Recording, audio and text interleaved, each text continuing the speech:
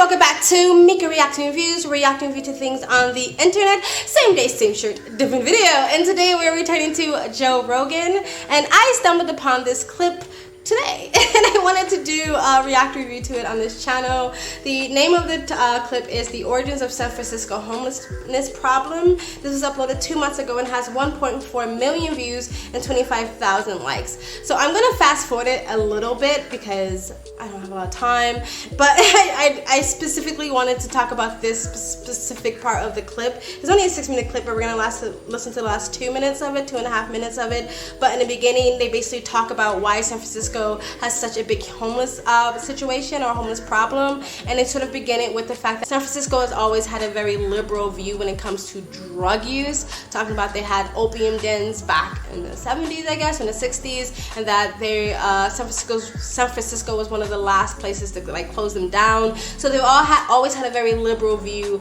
on drug use. So and because of that, a lot of drug users migrated to San Francisco because they felt like they would have less chances of being arrested and kicked off the streets and stuff like that. And kind of just talk about how like there was always homeless people in San Francisco, but there were never these tents before, but now there is these huge tent cities, and not only San Francisco, but Los Angeles and a lot of other places in California in general. It's really it's starting to look like a third world country in some of the areas, especially in Los Angeles for sure. But anyway, we're gonna get into the actual clip, but I'll leave the link down below so you can see the full one if you like. So we're gonna get right into it, but before you do, if you like these type of videos, please like, comment, subscribe, hit that bell to get your notifications when I do upload. All of that really does help with the algorithm, guys. And in order to support the channel even further, you can donate. My PayPal link is in the description box below and also in the comment section. Of course, it helps, but you don't have to. You can just like, comment, subscribe. Another great way to support this channel is you can either join my brand new membership program, different levels, different tiers, different perks, or you can visit my brand new merch shop. If you guys like the type of videos I react to on this channel, if you like the music and the type of conversations we have, pick up one of these statement shirts today. Start a conversation, speak your mind. We carry t-shirts, hoodies, sweatshirts. Christmas is coming up. Pick up a Christmas gift or two, or just treat yourself, and it's a way for you guys to support this channel. 9 to 12 business days for the United States, 12 to 15 business days international, and 4 to 5 rush domestic for the holiday season. Pick up your shirt today. Other than that, sit back, relax, and enjoy the video. All right, here we go. We even see basically cities and police becoming more liberal around public drunkenness in like the 70s. And in the 1980s, when homelessness really emerged, you mentioned comic relief. I mean, comedians actually did a real disservice on this issue. Billy Crystal, Whoopi Goldberg, Robin Williams, by suggesting that homelessness was a problem of poverty. It was really a result of the crack epidemic, crack and alcohol. Certainly there were economic forces involved, but progressives have just badly misled people into thinking that this is a problem of high rents. Is this just because it feels good to like rally against the rich and to say that we need to just be compassionate? And is that what it is? Yeah, I think that if I had to summarize it, I quote this amazing addiction specialist from Stanford, Keith Humphreys, who calls it left libertarianism. So it's basically this idea, and this is where the book ends up going, is that to victims give everything and demand nothing. It's a combination of a radical left view, but also combined with a libertarianism. So that's what's kind of behind it. I mean, I interview people, and they just think it's immoral to demand anything from addicts or from homeless people. How dare you? Right. How dare you ask them to change their behavior? They're victims of all these terrible things. And in a lot of cases, they are. But the whole thing is that nobody to suggest that somebody's essentially a victim actually ends up being, I think, racist. The idea that all black people are victims, I think, is a racist idea.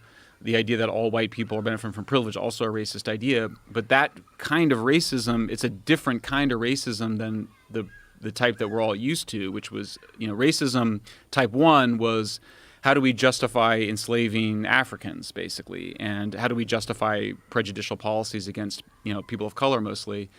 Type 2 comes out of guilt, and so really it starts in the 60s, at a point where we passed civil rights legislation in 1964, you get to 1970, and this very famous book gets published called Blaming the Victim.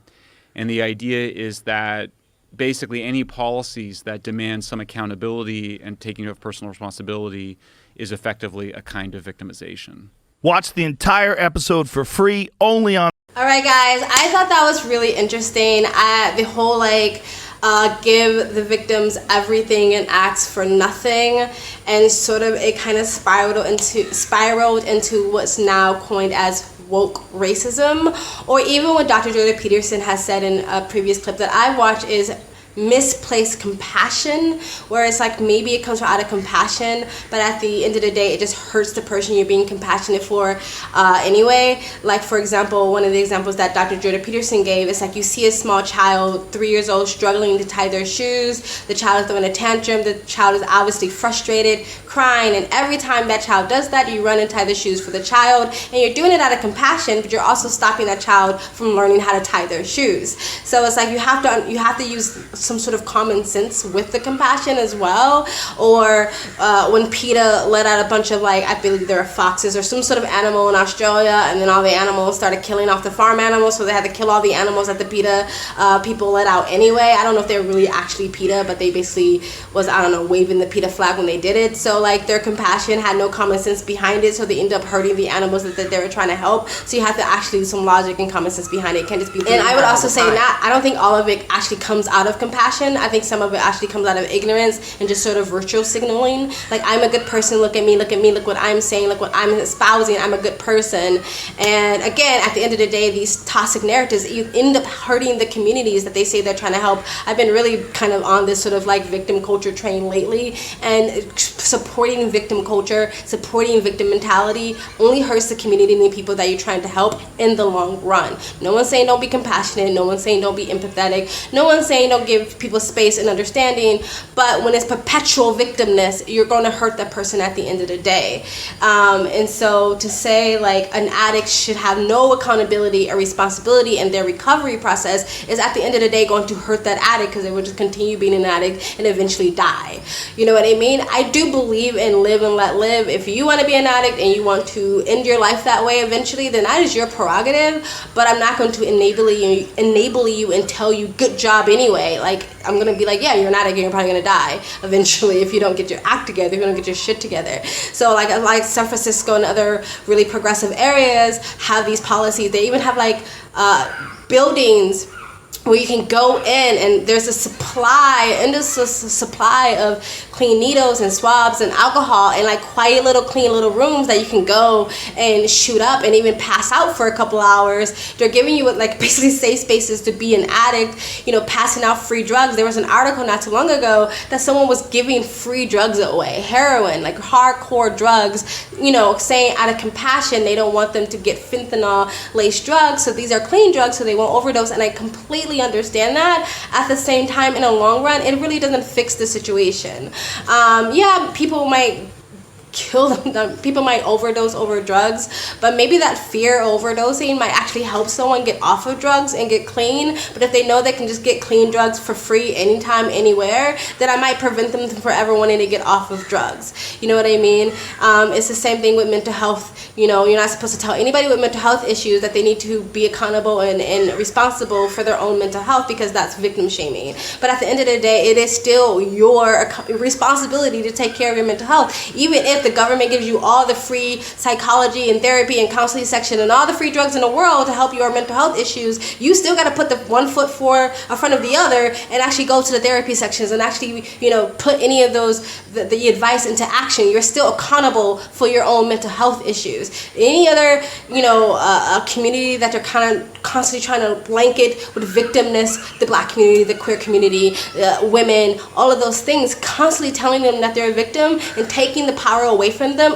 which is the accountability and the responsibility to create the life that they want, then you give them no power to fix their own lives, and they're just stay a perpetual victim and constantly needing someone to help them. That is not helping anybody in the long run. So I really liked that clip. I think it was really, really interesting, kind of where maybe this sort of woke racism kind of have come from or birthed from. I just thought it was a really cool conversation. Again, I'll put the link to the entire clip down below.